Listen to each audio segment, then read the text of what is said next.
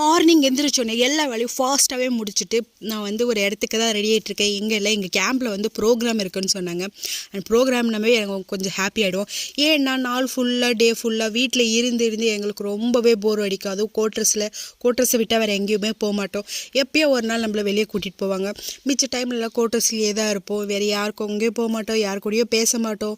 நம்மளுக்கு ஒரு மாதிரி லோன்லியாக ஃபீல் ஆகும், தனியாக இருக்கிற மாதிரியே இருக்கும். இந்த மாதிரி அப்பப்போ மந்த்லி மீட்டிங் வச்சு எங்களுக்கு கேம்ஸ் எல்லாம் வச்சு ரொம்ப என்ஜாயாக ஃபீல் பண்ணுவோம், ரொம்ப ஹாப்பியாக இருப்போம். அது ஒரு ரிலாக்ஸேஷனாக இருக்கும் நம்மளுக்கு. அண்ட் நான் ரொம்ப என்ஜாய் பண்ணேன். நானும் கேம்ஸில் கலந்துட்டு லெமன் அண்ட் ஸ்பூனில் ஃபஸ்ட்டு வந்தேன். நீங்கள் எந்த மாதிரியெல்லாம் தனியாக இருக்கிறப்போ எந்த மாதிரியெல்லாம் ரிலாக்ஸேஷன் பண்ணிப்பீங்கன்னு மறக்காமல் என் கூட ஷேர் பண்ணிக்கோங்க.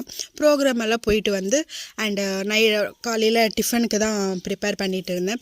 அண்ட் என்னோடய full video day in life வீடியோவில் ஃபுல் வீடியோ போட்டிருக்கேன்.